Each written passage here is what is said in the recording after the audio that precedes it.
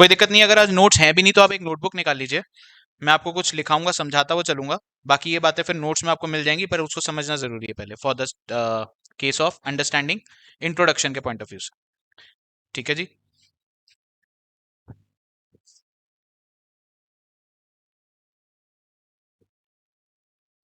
आपके major 3 heads हैं। Major कौन से हैं? 3 हेड्स हैं आपके, है ना? तो उसमें से तीसरा जो इंपॉर्टेंट है वो ये है। हालांकि बहुत बड़ा चैप्टर है ये, बहुत बड़ा। सेक्शन कवर करता है सिर्फ 3। कौन से? 3 सेक्शन, 15, 16 और 17। बट इसके अंदर कई सारे प्रोविजंस हैं। डिटेल दी गई है कि किसी तरीके की सैलरी या उसके अगर आपको फायदे हैं वो आपको कैसे दिए जाएंगे। ठीक है, बट उसके बारे में बस चर्चा है सेक्शन के अंदर। इसके बारे में हमें डिटेल्ड इंफॉर्मेशन कहां मिलती है? रूल्स में। आपने बेसिक नहीं पढ़ा, बट क्या है कि हमारा मेजर एक्ट को कौन सा है? Income tax act 1961। कौन सा एक्ट है? Income tax act 1961। मिल गया नोट्स? तो आपके एग्जाम पॉइंट ऑफ व्यू से 3 हेड्स इंपॉर्टेंट है। कौन से? सबसे पहला इनकम फ्रॉम हाउस प्रॉपर्टी, उसके अलावा पीजीबीपी, ठीक है, और उसके अलावा इनकम फ्रॉम सैलरी। सैलरी से आपने ज्वाइन किया है, बैकअप के बारे में हम बात कर लेंगे। ठीक है, अच्छा, तो ये अब आपको पढ़ना है। नोट आपके पास ये सॉफ्ट कॉपी वगैरह मैं एक बार और निकलवा लूंगा, आज अगर आपको बता के चलता हूं यहीं से, है ना? चलिए,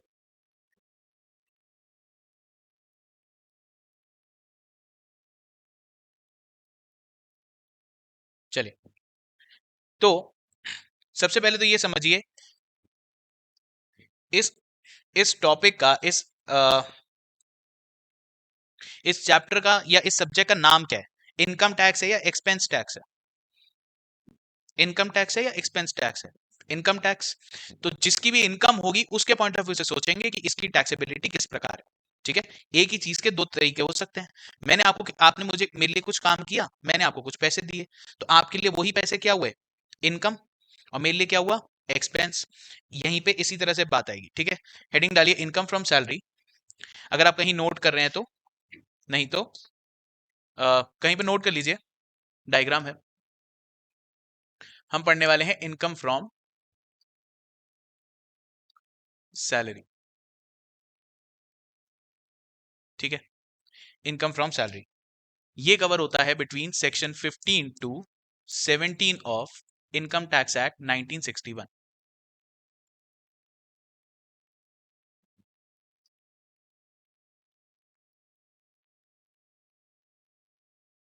ठीक है, इनकम टैक्स एक्ट 1961।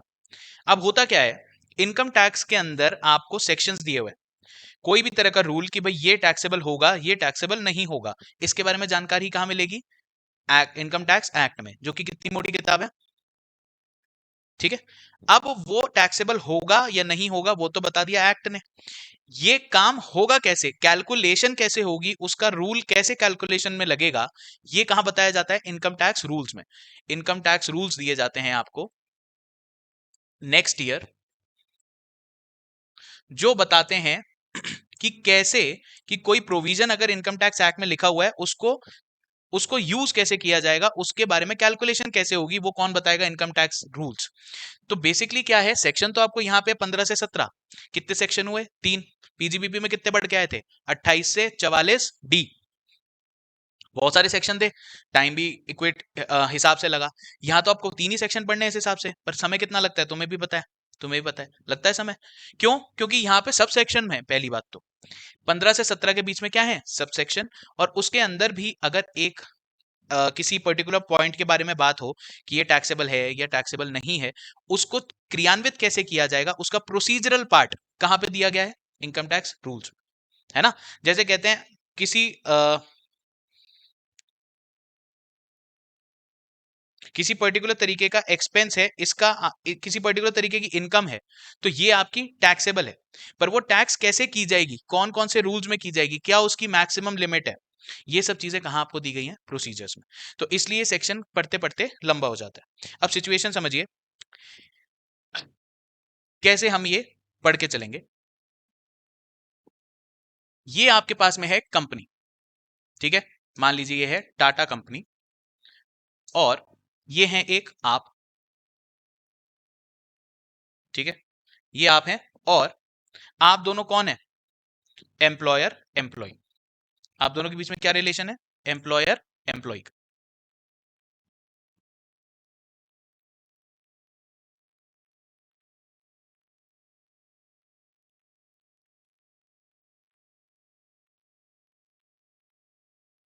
ऐसा ही है ना, सॉरी यहां मत लिखिए इसको, एम्प्लॉय कौन है, जहां पे नाम, आपका क्या नाम है, अनुश्री, अनुश्री, अनुश्री का क्या मतलब होता है, अच्छा, दिवाली पे आपकी बहुत पूछ होती होगी फिर, अच्छा, चलिए कोई दिक्कत नहीं है, ठीक है, तो ये मान लीजिए अनुश्री है,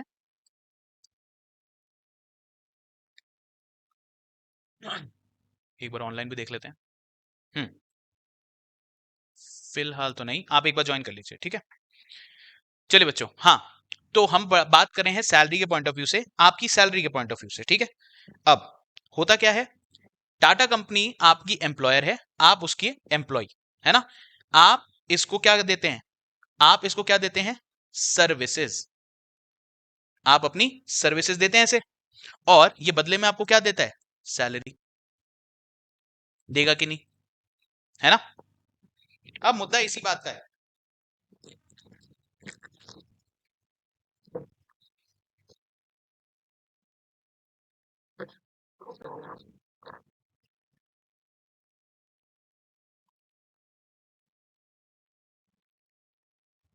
अब जो मुद्दा है वो आपका इसी बात का है, क्या, आपने काम किया, आपने सर्विसेज दी, इसने बदले में आपको क्या दी, सैलरी, तो ये जो ट्रांजैक्शन है आपके लिए तो क्या होगी, सैलरी की इनकम होगी कि नहीं होगी, आपको पैसे मिल रहे हैं, ये है सैलरी की इनकम, और अभी हम पीजीबीपी पढ़ के आए, तो इसके लिए क्या होगा, एक्सपेंस, ऑब्वियस सी बात है, इसने काम कराने के लिए आपको कुछ पैसा दिया, ठीक है, इस कंपनी ने, इस कंपनी के खाते में इस ट्रांजैक्शन का क्या इंपैक्ट पड़ेगा वो हम पढ़ते हैं पीजीबीपी में, ठीक, अभी हम क्या पढ़ रहे हैं, इनकम फ्रॉम सैलरी, तो हमारा पॉइंट ऑफ व्यू आपके लिए है इस सैलरी इनकम का क्या करें, ये सैलरी इनकम आपके हाथ में कैसे टैक्सेबल होगी इसके बारे में चर्चा होगी, क्लियर हो गई बात, तो यहां हम यूज करते हैं इनकम फ्रॉम सैलरी,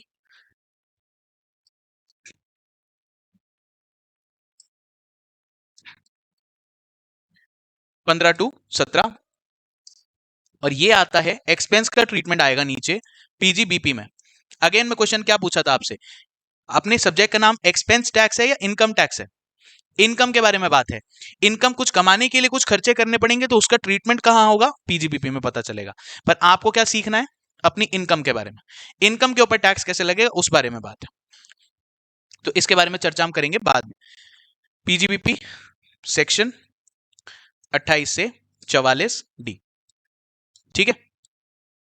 अब इंपॉर्टेंट समझिए, ये सेक्शन आपको पढ़ने का, ये चैप्टर पढ़ने का आपको फायदा क्या है, चलो एक बात ये भी लिख लो आप,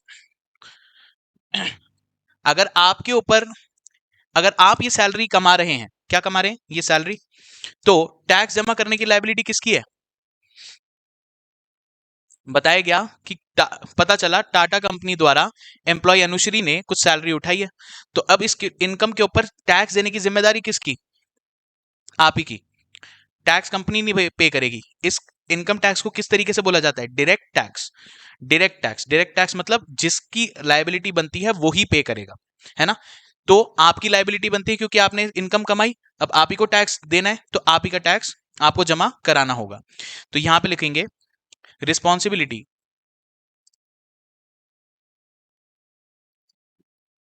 टू पे tax, responsibility to pay tax falls on employee, चलिए ठीक है, तो ये सिचुएशन है आपकी, पर ऐसा होता नहीं है, ऐसा यूजुअली होता नहीं है, क्या होता है, होता क्या है, जो सैलरी पे है बंदा, है ना, जैसे अनुश्री हैं, तो इनके 8 से 9 घंटे कहां पे डिटरमाइन कर दिए जाएंगे कि ये कहां पे काम करेंगी, टाटा एंड कंपनी में। आप काम कुछ और भी कर सकते हो, बट दो तरीके का काम एक साथ नहीं कराना समझा जाता है कि यही एक प्रैक्टिस है। आपके पास घंटे कितने पूरे दिन में? 24। ठीक है, 8 घंटे सोने के, 8 घंटे काम करने के, और 8 घंटे बीच के और कुछ काम, नहाना धोना, ट्रांसपोर्टेशन, ठीक है, कॉल, खाना पीना बीच के अंदर, ये सब चीज इस तरीके से समझा जाता है। अब अगर आप दो काम करना शुरू कर देंगे तो आपको या तो रेस्ट नहीं मिलेगा या आपको काम के अंदर दिक्कत होगी, क्योंकि बाकी 8 घंटे तो आप कुछ और काम कर ही रहे हो, तो अलाउ नहीं किया जाता है यूजुअली। पहली बात तो ये समझिए। अगर ऐसी सिचुएशन है, आप अपने 8 से 10 घंटे किसको दे रहे हो? टाटा एंड कंपनी को, टाटा कंपनी को, तो ये जानता होगा कि आपकी मेजॉरिटी इनकम तो कहां से जनरेट हो रही है? कंपनी से। मोटा मोटा खर्चा, मोटा मोटा इनकम आपकी कहां से जनरेट हो रही होगी? टाटा एंड कंपनी से आपकी जनरेट हो रही होगी इनकम। तो ये आपका मेजॉरिटी इनकम जानता है, ठीक है, मेजॉरिटी इनकम ये आपकी जानता है। और सैलरी, सैलरी जो है ये एक ट्रांजैक्शन ऐसा है जिसपे लगता है टीडीएस भी। टीडीएस का सेक्शन जब आएगा तब हम पढ़ेंगे। टीडीएस मतलब टैक्स डिडक्टेड एट सोर्स। जब ये इसको पे करेगा सैलरी, तब ये डिडक्ट कर लेगा कुछ टीडीएस।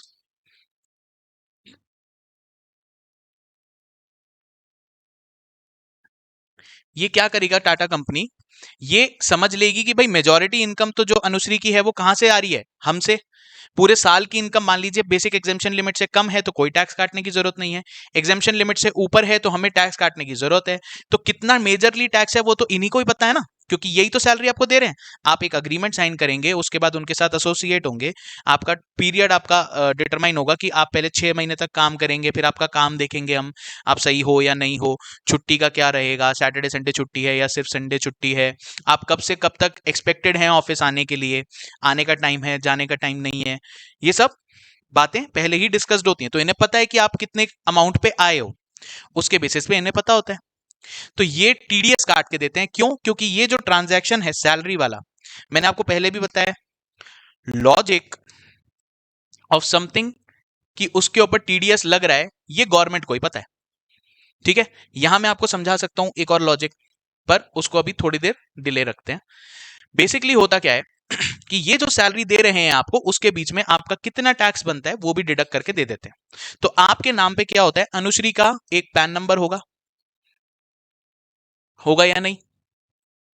पैन नंबर छोड़ो, टाटा कंपनी ने आपके नाम पे इनकम टैक्स के पास कुछ टीडीएस जमा कराया, ठीक है, TDS, tax deducted at source. यहीं से इनकम जनरेट हो रही थी, यहीं पे टैक्स कट गया, क्या बना? टीडीएस। सोर्स पे ही टैक्स कट गया, इसका मतलब TDS, tax deducted at source. तो ये आपके नाम का टैक्स इन्होंने इनकम टैक्स के पास जमा करा दिया, आईटी डिपार्टमेंट। आईटी डिपार्टमेंट को और क्या कहते हैं हम? Revenue department. इनकम कैसे हो रही है वो, ये इनकम हो रही है आपको और टैक्स जमा हो गया है आपके नाम का इनकम टैक्स डिपार्टमेंट में। TDS is nothing but income tax, बस जल्दी कट गया है वो आपका, है ना। यहां पे किसका है? ऑन सैलरी, है कि नहीं? पर जरूरी है कि आपकी सैलरी, आप सिर्फ सैलरी पे ही इन हो, आप कुछ और भी इनकम कर सकते हो। बताओ, जरूरी थोड़ी है कि आप सिर्फ सैलरी से ही इनकम कमाते हो। आप हो सकता है कोई फ्रीलांसिंग करते हो, आपको मेहंदी लगाना अच्छा लगता हो, मान लीजिए आपने कोई मेहंदी का पार्लर खोल रखा है, मेहंदी से आप लगाते हो, लोगों से कैश लेते हो और उनको भी पेमेंट देते हो, वो भी तो इनकम है। ठीक है, आप ऑनलाइन कुछ काम कर सकते हो, अगर आप इनकम टैक्स में अच्छे हो, अगर आप ये अभी आप सीएस का कोर्स कर रहे हो, तो अगर आप कंप्लायंस में अच्छे हो तो आप फॉरेन का काम कर सकते हो, वहां से पैसा आ सकता है। बैंक में आएगा तो गवर्नमेंट को भी दिखेगा, बैंक को भी दिखेगा, तो वो इनकम अलग है। आपका एक घर मकान रेंट पे हो सकता है, आप जहां रहते हो आपके पास एक और घर है, आपने किसको पे चढ़ा दिया? उसको रेंट पे, उसकी इनकम भी आती है। तो वो सब बातें इन्हें नहीं पता होंगी। इन्हें तो क्या पता होगा? जो ये पैसे दे रहे हैं और मेजोरिटी आपका टाइम खा रहे हैं, तो यही आपको क्या देंगे? मेजोरिटी पैसा आपका इन्हीं से आएगा। बाकी एडेड इनकम जो होगी वो आपको खुद निकालनी है। तो बेसिकली मान लीजिए आपको जितना भी ये पेमेंट करते हैं उसमें से इन्होंने टीडीएस जमा कर लिया, टैक्स, टीडीएस मतलब इनकम टैक्स ही होता है, बस जल्दी ले लिया जाता है वो, क्योंकि इस ट्रांजैक्शन के ऊपर दिया गया है वो, इसमें कंफ्यूज नहीं होंगे। मान लीजिए इस कंपनी ने आपको सैलरी देते हुए टैक्स काट लिया, अनुश्री का टैक्स काटा, ठीक है। अब आप बोलोगे सर टैक्स तो काटा, टैक्स किस नाम पे काटा?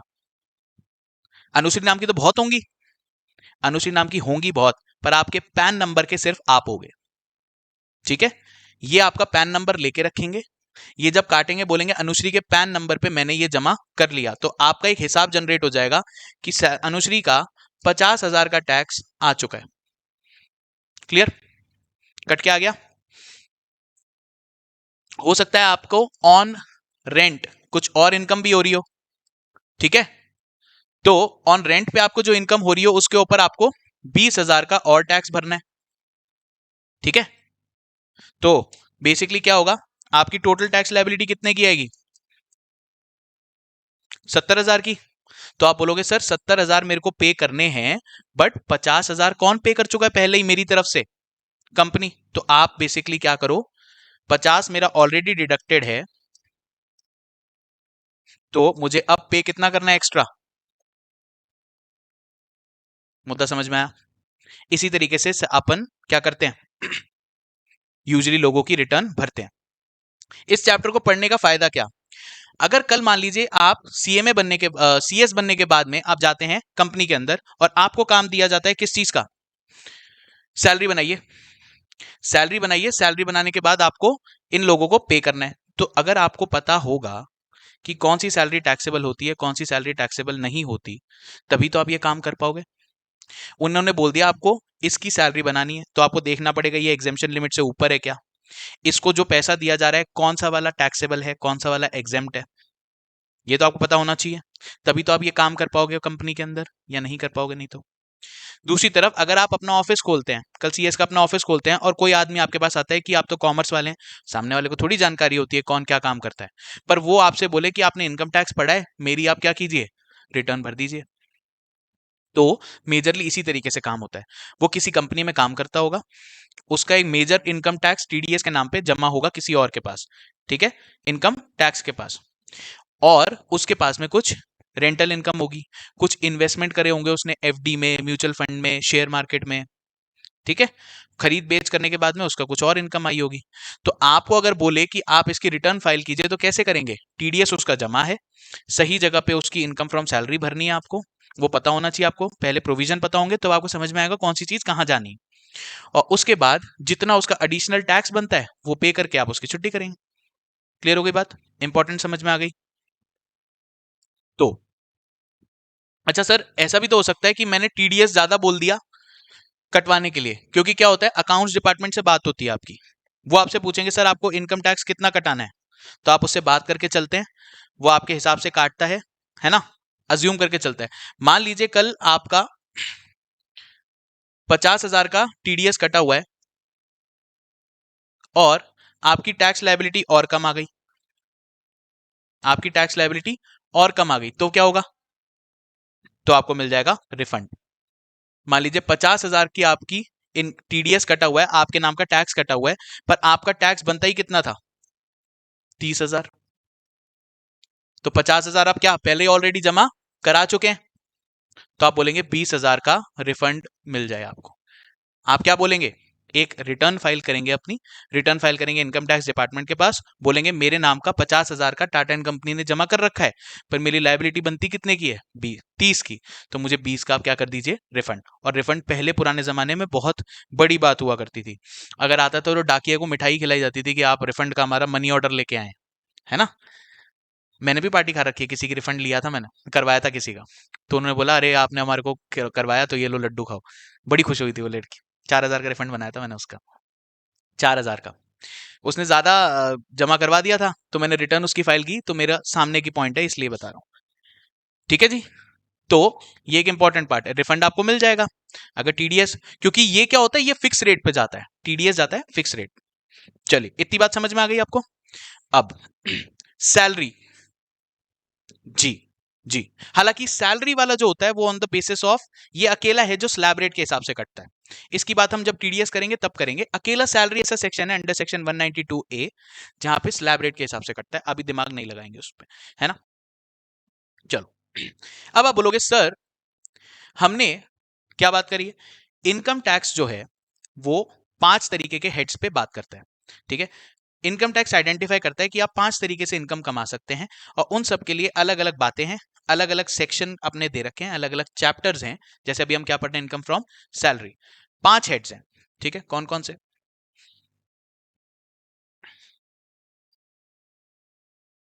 इनकम फ्रॉम, सबसे पहले सैलरी से चलो। सैलरी सबसे पहले आता है, income from salary. Income from house property.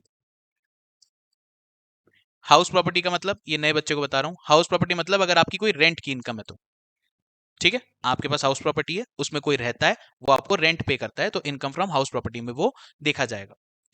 इसके अलावा आता है प्रॉफिट्स एंड गेन्स फ्रॉम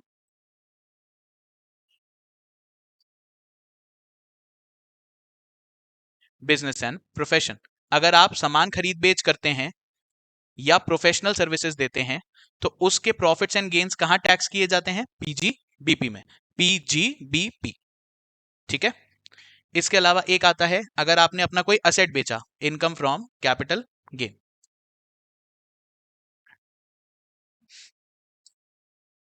अपना आपने कोई असेट बेचा, असेट सेल, ये आपका काम नहीं हो सकता कभी भी, ठीक है। आपके पास एक घर है, अब आपके पास पैसे इकट्ठे हो गए, आपने नया घर ले लिया, तो ये घर बेच दिया, आपका घर बेचने का काम है क्या? नहीं। आज आपने कोई असेट बेच दी अपनी, तो उसके ऊपर होने वाला नफा नुकसान कहां देखा जाता है? इनकम फ्रॉम कैपिटल गेन में। और जो इन सब में नहीं आता, वो आता है income from other source. Clear? अब मेरी बात सुनो, कब हम कहते हैं कि कोई इनकम इनकम फ्रॉम सैलरी में काउंट होगी? क्वेश्चन बताइए, आंसर बताइए। ऐसी कौन सी सिचुएशन होगी जब हम कहेंगे कि भाई हां, ये वाकई एक सैलरी इनकम है और इसे इनकम फ्रॉम सैलरी में जाना चाहिए? जवाब दीजिए।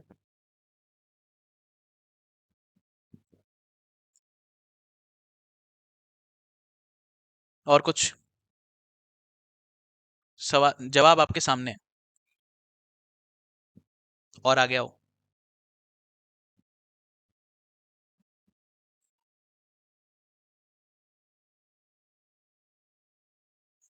तकरीबन वही, आप वहीं पहुंच रहे हो। इसमें आपको यह समझना है, ये नोट कर लिया आपने? चलो साथ साथ बनाते रहना है ना, और मेरी बातें सुनते जाना। चलिए, तो बेसिकली ये 5 हेड्स हैं आपके पास इनकम टैक्स के पास, वो यही समझते हैं कि कोई आदमी इन्हीं तरीके से इनकम कमा सकता है। अब मेरा क्वेश्चन आपसे ये है कि इनकम फ्रॉम सैलरी में कोई इनकम टैक्सेबल कब होगी? वो तब होगी जब दो लोगों के बीच में क्या होगा? हम्म, दो लोगों के बीच में होगा एम्प्लॉयर एम्प्लॉई रिलेशनशिप।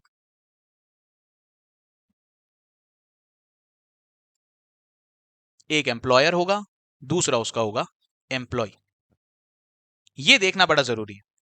अगर दो लोगों के बीच में एम्प्लॉयर एम्प्लॉय रिलेशनशिप है, तो एक आदमी को जो पेमेंट रेगुलर बेसिस पे मिलेगा काम करने के लिए, वो उसके लिए किस किस भाव में टैक्सेबल होगा? Income from salary. दोनों के बीच में एम्प्लॉयर एम्प्लॉय रिलेशनशिप होना चाहिए, ठीक है। इसे दूसरी भाषा में ऐसा भी कहा जाता है, मास्टर एंड सर्वेंट रिलेशनशिप, ठीक है। अब मास्टर और सर्वेंट में क्या होता है भाई? इसके अंदर बेसिकली क्या होता है, जो मास्टर होता है वो एम्प्लॉय को बताता है या सर्वेंट को बताता है what to do, how, when to do and how to do. Employer employ relationship में यही होता है। मास्टर बता के चलता है सर्वेंट को कि क्या करना है, कब करना है और कैसे करना है, तभी तो वो मास्टर है, ठीक है। ये काम करना चाहता था तभी इसके पास आया। कल आपका फिनेंस में इंटरेस्ट हो, या आप लोगों का एक लीगल कंप्लायंस के अंदर इंटरेस्ट हो, आप कोई बड़े सीएस के पास पहुंचे या किसी लॉयर के पास पहुंचे जो कॉर्पोरेट लॉ में काम करता है, आप वो सीखना चाहते हो ना काम, कि कंपनी पूरे साल कैसे चलती है, ठीक है। या अगर कंपनी बाहर मार्केट के अंदर अपना शेयर कैपिटल इशू करना चाहे, तो उसके लिए लीगल कंप्लायंसेस क्या क्या होती हैं, देखा होगा आपने, सुना होगा, है ना। शेयर इशू करने के लिए लीगल कंप्लायंसेस होती हैं, मर्जर एंड एक्विजिशन करने के लिए लीगल कंप्लायंस होती है। तो आप ये काम सीखना चाहते हो, जाते हो, नहीं चाहते हो या नहीं चाहते, है ना। आपका कोई भी इंटरेस्ट हो सकता है, तो आप एक मास्टर के पास जाते हो। जो कि कौन होगा, कोई प्रोफेशनल, है ना। वो आपको बताएगा क्या करना है, वो आपको बताएगा कब करना है, वो आपको बताएगा कैसे करना है, और फिर इसके एवज में आपको क्या देगा, वो सैलरी। आप उसके लिए क्या करेंगे, आप उसके लिए सर्विसेज देंगे, वो आपको क्या देगा, सैलरी। इस इस रिलेशनशिप में जो आपको वापस पैसा मिलता है, जो कंसिडरेशन में मिलता है पैसा, उसे ही क्या बोलते हैं, सैलरी। क्लियर हो गई बात, कोई दिक्कत? अच्छा, कंफ्यूजन का पॉइंट, इसको कंफ्यूज किया जाता है प्रिंसिपल और एजेंट के रिलेशनशिप के साथ भी। इन लोगों को कॉपी कर लेते हैं, पर इन दोनों के बीच में रिलेशन सेम नहीं। ठीक है, देखो इधर, ये तो क्या हो गया, master and servant relationship, employer employ relationship, but ये यहां पे नहीं है सेम। ठीक है, यहां पे एक एजेंट, एक रिलेशनशिप आता है, ये होता है क्या, प्रिंसिपल, और ये होता है कौन, एजेंट, है ना। इसमें क्या फर्क होता है, सर पहले रिलेशनशिप समझाओ, ये प्रिंसिपल और एजेंट वाला रिलेशनशिप बनता कैसे है, अभी समझाते हैं। वकील और सीएस की बात कर रहे थे, वकीलों की ही बात करते हैं।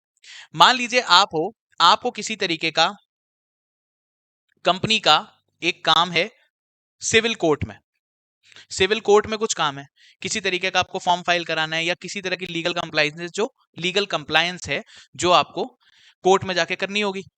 तो आप क्या खुद कर सकते हो क्या वो, बताओ, आप खुद कर सकते हो, करने को कर सकते हो, पर आपको लॉ की नॉलेज होनी चाहिए।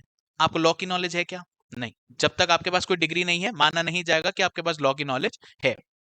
ठीक है, या तो आप सीएस हो, या आप कौन हो, एडवोकेट, जो यहां काम कर सकता हो कोर्ट के अंदर। तो आप कौन हो, ये प्रिंसिपल, यू, और ये कौन होगा, कोई प्रोफेशनल, एग्जाम्पल, एग्जाम्पल एडवोकेट। ठीक है जी, एडवोकेट, जो अधिनियम को बोल पाता हो, अधिनियम को बोल पाता हो, एडवोकेट, उसको बोलते हैं क्या, एडवोकेट। ठीक है, ये आपका प्रोफेशनल है। यहां पे मास्टर बता पा रहा था क्या करना है, कब करना है, कैसे करना है। आप बीइंग अ प्रिंसिपल इसे क्या बता सकते हो, क्या करना है, हाँ। कब करना है, हाँ, पर क्या आप इसे बता सकते हो कैसे करना है। आप जाओगे किसी वकील से मिलोगे, बोलना ऐसा है, उस कोर्ट में जाइएगा, नीचे, ठीक है, नीचे वाला रूम है, उसमें इस ये वाला आदमी बैठा होगा, उसके पास ये कागज मिलेगा, उससे लेके कहता है ऐसा है, आपको ज्यादा आता है, आप खुद कर लो। ठीक है, मुझसे बात करने की जरूरत नहीं आपको, आप बेसिकली उसकी एक्सपर्टीज के लिए तो उसके पास जा रहे हो।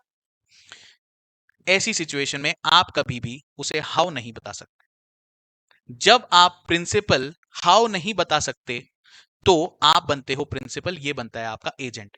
वो आपका काम टेम्परेरीली उठा लेता है, ये आपका काम टेम्परेरीली उठा लेगा, आपसे फीस लेगा, पर बोलेगा ठीक है, आपको जानकारी नहीं है, लाओ मुझे दो, मैं करके देता हूं। ये ड्राइविंग लाइसेंस में हम जाते हैं तो भी हमारे को कोई मदद करते हैं लोग, उनके साथ भी होता है। कल आप किसी कहां जाते हो, कल आप किसी डॉक्टर के पास जाओ, ठीक है, तो वो भी आप, परेशानी किसकी है, आपकी। आप बता सकते हो कि आपको बुखार कब हुआ, कैसे हुआ, है ना, पर क्यों हुआ, कह नहीं सकते। या ठीक कैसे होगा कि डॉक्टर साहब मेरे को ये दवाई दे दो आप लिख के, तो आप गए ही क्यों डॉक्टर के पास, डॉक्टर को दिखवाने गए हो, वो अपनी एक्सपर्टीज यूज करेगा आप पे, और फिर वो आपको ट्रीट करेगा। आपकी बीमारी उसके लिए टेम्परेरी काम होगी, जिसको वो उठाएगा और क्या करेगा, आपको, आपके लिए काम करेगा वो। कोई प्रोफेशनल ले लो, सीए, सीएस, सीएमए, है ना। कोई कंपनी वो एक प्रिंसिपल है, वो पहुंची किसी सीए के पास, ठीक है, बोला देखो सर, हमने ये खाते बनाए हैं, ये अकाउंट्स बनाए हैं, ठीक है, और हमारे हिसाब से हमारा अकाउंटेंट बड़ा ही तेज तर्रार और बढ़िया आदमी है, ठीक है, बीकॉम उसने पास करी है फर्स्ट फर्स्ट डिवीजन में, और उसने हमारी कंपनी के खाते बनाए। तो आप, ऐसा है कि ये हम कंपनी में मिनिस्ट्री के अंदर इसको फाइल करें, इससे पहले आप इसको एक बार देख लीजिए। सीए का काम बिल्कुल वैसा ही होता है जैसे कोई टीचर और स्टूडेंट का होता है। कंपनी स्टूडेंट है, वो अपनी कॉपी लेके पहुंची है सीए के पास, सीए कौन, टीचर, वो चेक करेगा कि आपने सही से काम किया है या नहीं किया है। ठीक है, आपने जिस तरीके से ट्रू एंड फेयर चीज आनी चाहिए थी पूरे आपकी अकाउंट्स के अंदर, वो क्या रिफ्लेक्ट हो रही है या नहीं हो रही। तो वो भी अपनी एक्सपर्टीज कर रहा है, वो देखेगा चीज को, फिर साइन करेगा। क्या आप उसे बता सकते हैं किस तरीके से चेक करना है, नहीं बता सकते, तो आप प्रिंसिपल एंड एजेंट रिलेशनशिप में हाउ कभी भी नहीं होता। अगर ऐसे में प्रिंसिपल एजेंट का रिलेशनशिप है और ये आपको सर्विसेज दे रहा है, ये क्या दे रहा है, सर्विसेज तो ये भी दे रहा है, पर इसको जो आप पेमेंट करोगे इसको सैलरी बोल दें क्या? सैलरी तो यहां मिलती है, एम्प्लॉयर देता है सैलरी, क्यों? क्योंकि वो बता के चलता है क्या करना है, कब करना है, कैसे करना है। यहां कैसे वाला तो पॉइंट है ही नहीं। तो जब भी हम ऐसे देते हैं इसको सैलरी नहीं बोलते, क्या बोलते हैं? फीस। तो एम्प्लॉयर एम्प्लॉय रिलेशनशिप जो था उसके लिए जो आपको पैसा मिला सैलरी, वो कहां टैक्सेबल? ठीक है। पर प्रिंसिपल एंड एजेंट के अंदर आपको मिली फीस, ये कहां टैक्सेबल? पीजीबीपी में भी जा सकता है, इनकम फ्रॉम अदर सोर्स में भी जा सकता है।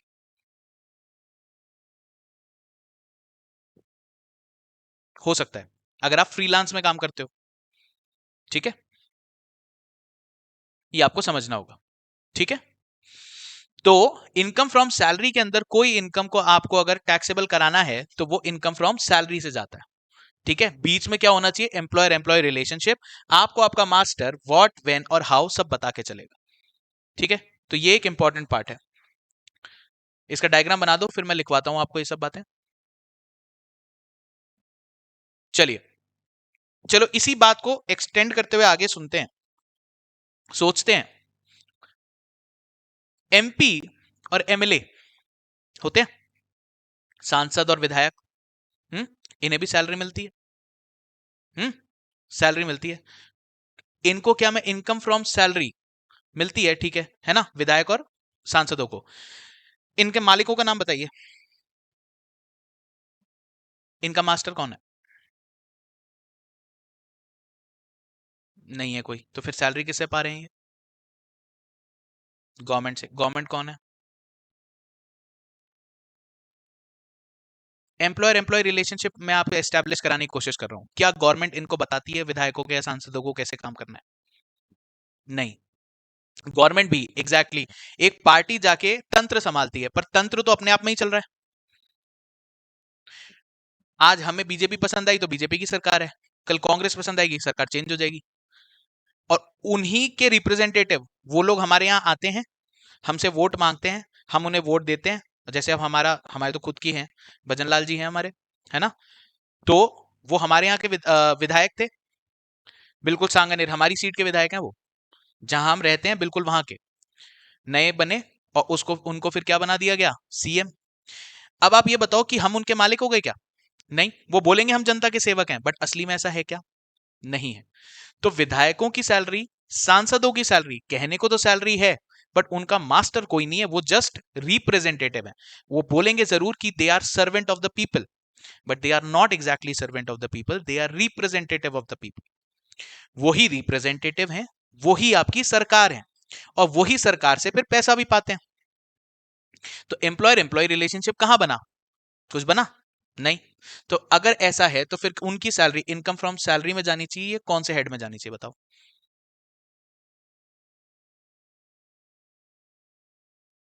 जो कहीं नहीं आता वो इनकम फ्रॉम अदर सोर्स में आता है। भले ही एमपी और एमएलए की सैलरी सैलरी कहलाती है, कंफ्यूज हो गए आप, कोई बात नहीं, पर सब्जेक्ट ओवर फॉर्म ऐसा पढ़ा है कभी आपने कुछ? लॉ के अंदर आता है। आप बात की गहराई को पकड़िए, ऊपर ऊपर क्या नाम दिया गया है उस पर ना जाइए। भले ही सैलरी बोला जाता है उसे, पर वो बेसिकली क्या है? एक रेमुनरेशन है जो सरकार से उन्हें मिल रहा है। आप एम्प्लॉयर एस्टैब्लिश कर ही नहीं पाया उनका। वही सरकार है, वही अपनी सैलरी डिसाइड करते हैं, वही ड्रॉ करते हैं, वहां जाके कुछ दिन तक तंत्र संभालते हैं। मास्टर बता दो उनका कौन है? कोई नहीं है, है ना? वो सिर्फ 5 साल बाद ऐसी सिचुएशन होती है जब आपको मास्टर जैसा फील होता है, वरना 4.5 पौने 5 साल तक तो आपको बताइए क्या है ना? समझ में आया? तो ऐसी सैलरी जो मिलती है वो इनकम फ्रॉम अदर सोर्स में जाती है, ना कि सैलरी में। एम्प्लॉयर एम्प्लॉय रिलेशनशिप एस्टैब्लिश नहीं हुआ। Point number 2।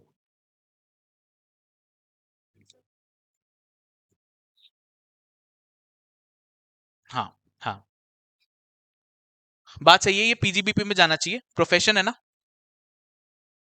प्रोफेशन में जाना चाहिए। ठीक है, चलिए नेक्स्ट बात करते हैं। सोचिए, एक कौन है? एक आदमी है एग्जामिनर, एक स्कूल है बीच में। बोर्ड के पेपर दिए आपने, बोर्ड के?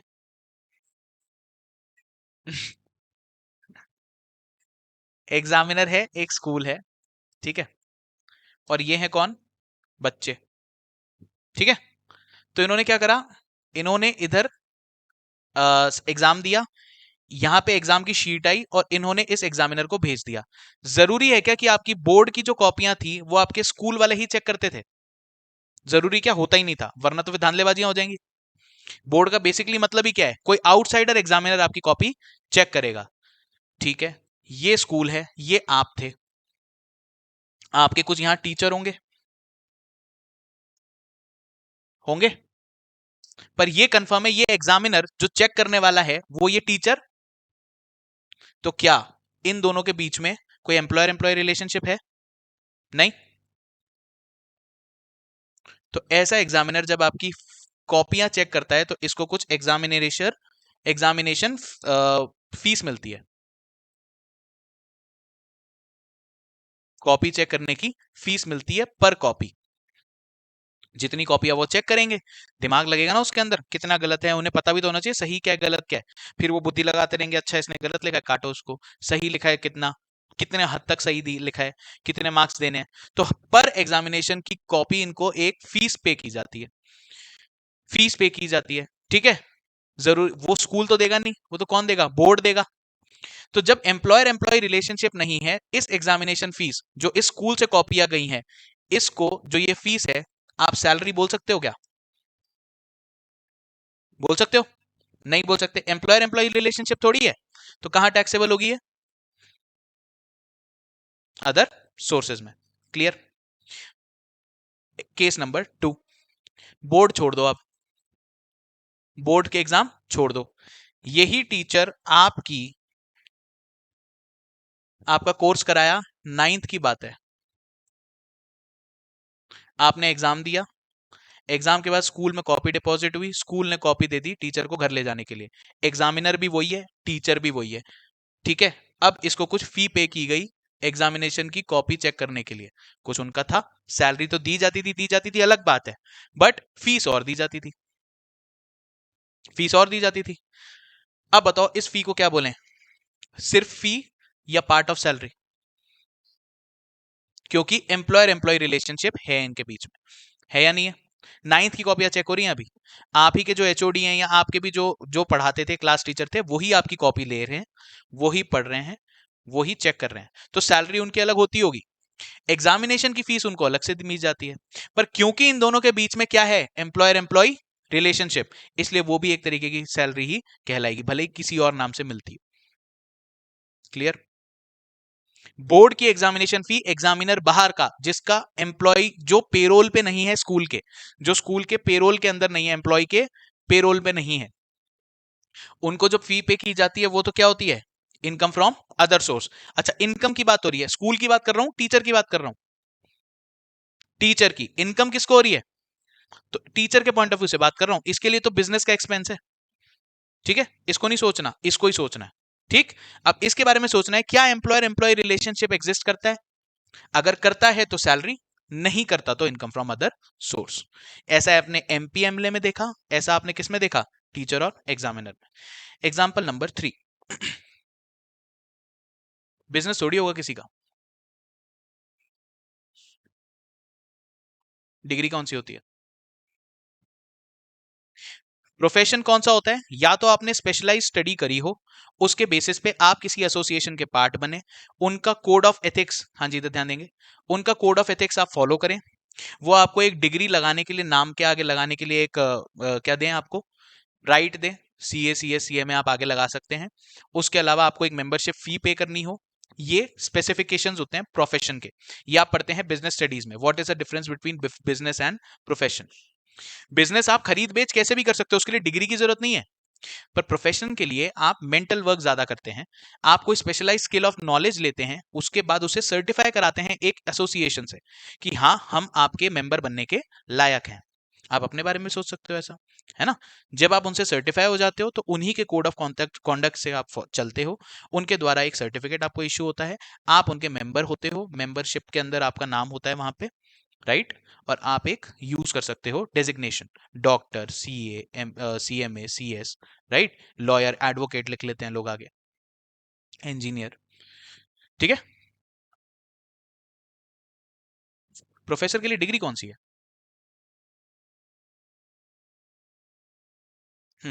ऐसे कह लो, मानद होती है डॉक्टरेट, ठीक है, PhD,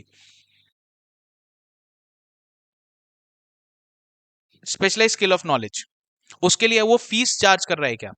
डॉक्टरेट वो दूसरा होता है एक, जो आप बात कर रहे हो, उसके लिए आपको पढ़ाई करनी पड़ती है, थीसिस करनी पड़ती है, आपको किसी एक सब्जेक्ट का मास्टर बनना पड़ता है। बट क्या उस सब्जेक्ट को लेके, doctor of psychology, doctor of psychology, तो साइकोलॉजिस्ट तो अपना क्या कर लेगा, एक क्लिनिक खोल लेगा। डियर जिंदगी देखी होगी आपने, है ना।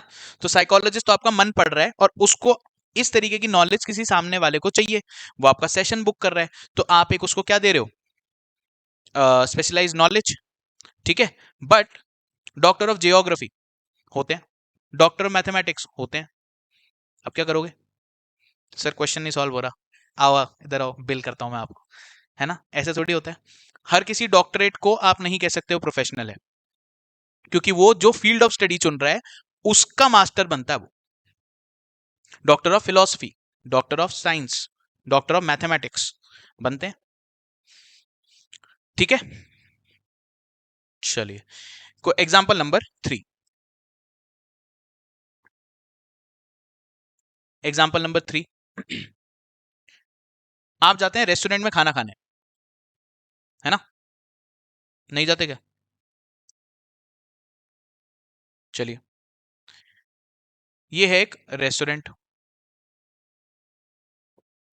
इसमें आप गए खाना खाने, ठीक है, यू, इसके अंदर आपको एक कौन मिला, एक वेटर, बहुत ही प्रेम से बात करता था, बहुत ही आपको अच्छे से खाना बताता था, कौन सा आज स्पेशल डे है, ठीक है, आपके हिसाब से आप ऐसा लग रहे हैं तीखा खाती होंगी, आपको ये खाना चाहिए, आप कम खाती होंगी तीखा, तो आपको ये खाना चाहिए, है ना, आपको रिकमेंडेशन करके बताए, आप बात पूछे आपके लिए बोले कि स्पेशल कुछ एक चीज करके दे दे, तो आपका क्या मन करेगा उसको टिप देने का, टिप देने का मन करेगा। खाना खा लिया आपने, आपने इसको क्या दे दिया, टिप, टिप टू, क्या बोलेंगे इसको, वेटर, हाँ। अब आपने किसी तरीके का पैसा इस वेटर को दिया, आप क्या इसके एम्प्लॉयर हैं, पर पैसा तो इसे मिल रहा है, ठीक है। इसे जो ये टिप मिली ये कहां टैक्सेबल हो, कौन से हेड में, नई वाली को भी बोलना दो, हाँ जी। क्या आप में जो कस्टमर है, कौन है ये कस्टमर,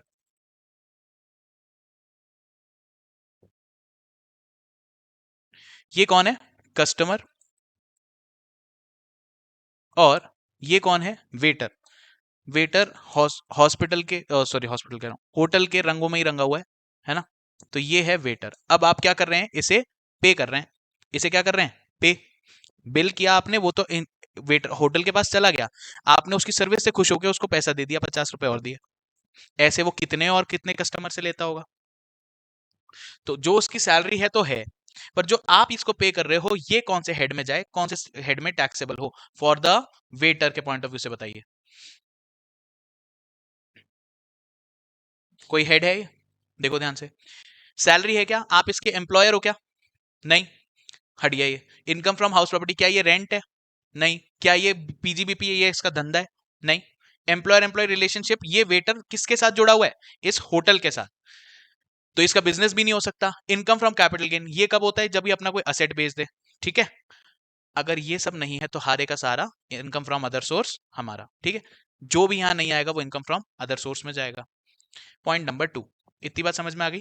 टिप टू वेटर कहां पे टैक्सेबल होता है, अदर सोर्स में, सैलरी मिलेगी भले ही उसे, और क्वेश्चन आपसे पूछा जाएगा कि सैलरी मिली बट उसको टिप भी मिलती थी, तो टिप कहां टैक्सेबल होगी, जो इस होटल से इसको सैलरी मिलती है, इस होटल से इसको जो सैलरी मिलती है वो तो सैलरी होगी, क्यों, क्योंकि इस होटल इसका क्या है, एम्प्लॉयर, इनके बीच में एम्प्लॉयर एम्प्लॉय रिलेशनशिप है, एम्प्लॉयर बनाए और सर्वेंट खाना ही ना देके आए तो फिर काय बात का काम। वो उसे बताएगा कब देना है, कैसे देना है ना, और मतलब क्या है, what when and how to do. इनके बीच में एम्प्लॉयर एम्प्लॉय रिलेशनशिप है। इस होटल द्वारा दिए जाने वाले इसका पैसा ये जरूर सैलरी कहलाएगा, इनकम फ्रॉम सैलरी में टैक्सेबल होगा। बट जो ये कस्टमर से टिप ले रहा है, कस्टमर और इनके बीच में एम्प्लॉयर एम्प्लॉय रिलेशनशिप नहीं है। इतनी बात समझ में आ गई? तो ये तो सैलरी हो गई, और ये क्या हो गया, IFOS, इनकम फ्रॉम। ठीक है। पॉइंट नंबर 2, आप इसकी सर्विस से खुश हुए। इस बार आपने क्या करा, सीधा पेमेंट नहीं करा। उन्होंने बोला हमारी पॉलिसी है, ओनर बैठा था काउंटर पे, कहते आप डायरेक्टली सर्वेंट को कोई पेमेंट नहीं करेंगे। कहता ओके, पर मैं देना तो चाहता हूं, मैं खुश हूं उसकी सर्विस से। तो कस्टमर ने पैसा दिया ओनर को, ओनर ने पैसा दिया वेटर को, टिप के नाम पे ही। अच्छा, ये अभी आपने यहां तो टिप दी, अब ओनर इसको पेमेंट कर रहा है, तो क्या इसका नेचर चेंज हो गया? जो ओनर है वो इस वेटर को by the contract of service जो इसकी है, तो उसके हिसाब से सैलरी तो पे कर रहा होगा। पर अभी इसने बोला कि आप कस्टमर ओनर के पास टिप जमा कराते हैं और वो ये टिप वापस इसको दे देता है। तो क्या अब ये ओनर जो इसको पैसा दे रहा है वो टिप है या सैलरी है? नहीं है। पैसा तो आपका है ना, ये अपनी जेब से थोड़ी दे रहा है। यहां पे ये जस्ट एक काम कर रहा है, एक ट्रस्ट का, फिड्यूशरी रिलेशनशिप बोलते हैं। कस्टमर ट्रस्ट करके पैसा दे रहा है ओनर को कि ये दे देगा वेटर को, पर क्या ये अपनी जेब से दे रहा है? अपनी जेब से तो ये सैलरी दे रहा है। कस्टमर ने टिप दी, वही टिप इसको पास ऑन हुई है। टिप क्या हुई? Pass on. टिप ही जारी है। तो टिप, क्योंकि ये भी आप कस्टमर एम्प्लॉयर एम्प्लॉय रिलेशनशिप नहीं था, वही पैसा यहां से राउंड अबाउट होके आ रहा है, तो आपको कंफ्यूज जरूर किया जा रहा है कि ओनर से मिला पैसा, पर है क्या अभी भी, ये सैलरी है या टिप है? टिप ही है अभी भी। इस वजह से ये भी आपकी कहां जाएगी, income from other source. Clear हो गई बातें? नोट्स पढ़ लो, आपके नोट्स में क्या क्या लिखा हुआ।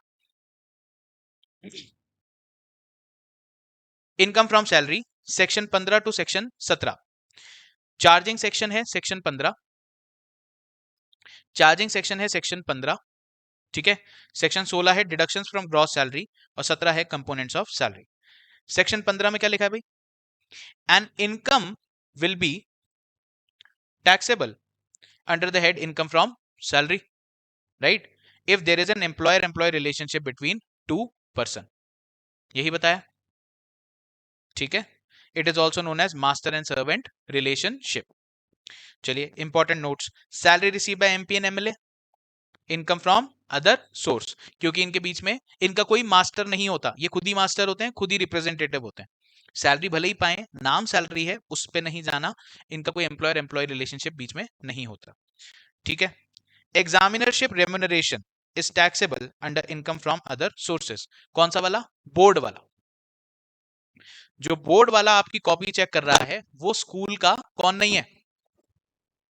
मास्टर। स्कूल जो है उसका एक एम्प्लॉयर नहीं है।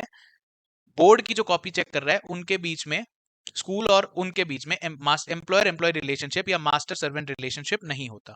वो कॉपी लेते हैं, वो अपने हिसाब से चेक करते हैं एक्सपर्टीज लगाने के बाद, और उन्हें कुछ फीस मिलती है। तो क्योंकि इस तरीके की चीज as a employer employ relationship नहीं जा रही, इसलिए किस में आती है, इनकम फ्रॉम अदर सोर्सेज। लिखा हुआ है। Income earned bye doctors through private practice is taxable under PGBP. क्यों? क्योंकि ये क्या है, प्रिंसिपल और एजेंट रिलेशनशिप, प्रोफेशन है। पीजीबीपी में जाएगा, वो नाम ही, नाम में ही है प्रोफेशन, तो किसके अंदर जाएगा, पीजीबीपी में। ठीक है। Any type of tips received by waiter is taxable under the head. लिख लो, ऑल टाइप के ऊपर गोला कर लो, ऑल टाइप, चाहे डायरेक्टली दी गई हो चाहे इनडायरेक्टली दी गई हो।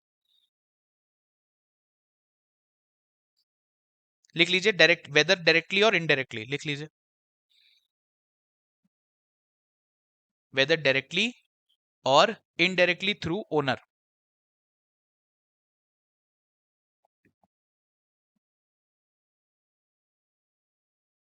ये आपको एक बार को इस चैप्टर की अंडरस्टैंडिंग, इसमें क्या बातें होने वाली हैं, इसके लिए डिस्कशन जरूरी होता है। छोटे छोटे कंसेप्ट बेस्ड बातें बनती हैं इसके ऊपर, पर आपका फुल फ्लेजेड जिस तरह का क्वेश्चन आता है वैसे नहीं आता।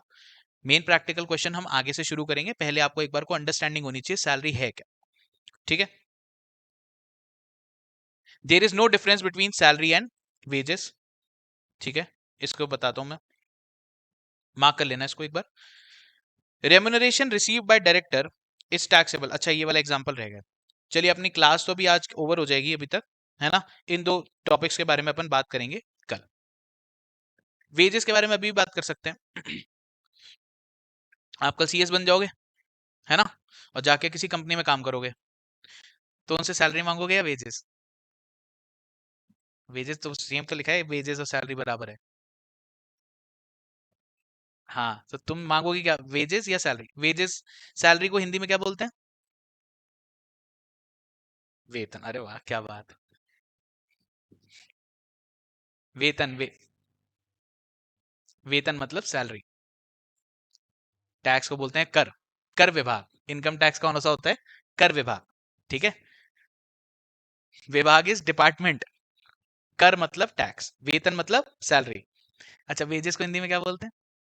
नहीं, गलत बोल रही है वो। वेजेस को क्या बोलते हैं हिंदी में? दिहाड़ी। ठीक है, आप कभी जाते हो घर पे कुछ काम कराना होता है, मजदूरों को लेके आते हो, उनको सैलरी देते हो या वेजेस? वेजेस, दिहाड़ी पे लाते हो उनको। दिन भर का काम है, ये लीजिए पैसे और काम कीजिए। अब सैलरी और वेजेस में फर्क क्या है? आप जाके किसी कंपनी में काम करोगे, करोगे आप भी मजदूरी, पर कौन सी? मानसिक। ठीक है, आप जाके करोगे कंपनी में काम करोगे, पर वहां पे जाके काम करोगे मानसिक। तो मानसिक काम के लिए आपको एक सैलरी दी जाती है, उसको बोलते हैं सैलरी, उसके एवज में जो आपको मिलता है। जब आप फिजिकल लेबर करते हैं, है ना, जैसे आप जाएं बोले अच्छा ठीक है सीएस वीएस तो आप ठीक हो, कपड़े आप चेंज करो और ये 2 कट्टे हैं ये उठा के रखो आप, है ना, उसके लिए आप सैलरी मांगोगे, वेजेस, वेजेस। ठीक है, पर for the purpose of income from salary, income from salary के पॉइंट ऑफ व्यू से वेजेस और सैलरी में कोई फर्क नहीं है, क्योंकि एम्प्लॉयर एम्प्लॉय रिलेशनशिप तो दोनों में स्टैब्लिश होगा। हाँ, हाँ, ठीक है। तो कहीं पे वेजेस की बात है, वो भी इनकम फ्रॉम सैलरी में ही जाएगा। सैलरी की बात करें तो वो भी इनकम फ्रॉम सैलरी। स्पेशलाइज, ईंट उठाना उसकी स्पेशलाइजेशन कैसे हो सकती है? मैं बता तो सकता हूँ ईंट कहाँ पे रखनी है, मैं बता तो सकता हूँ। डॉक्टर को ये नहीं बता सकता कि मेरी बीमारी कैसे ठीक करनी है, मुझे पता ही नहीं। ईंट उठाने में क्या स्पेशलाइजेशन, है ना, या कट्टे इधर उधर रखने में। इसलिए फीस अलग होती है, प्रोफेशनल फीस, सैलरी अलग होती है और वेजेस अलग। ठीक है, चलिए बाकी बातें नेक्स्ट क्लास में करते हैं।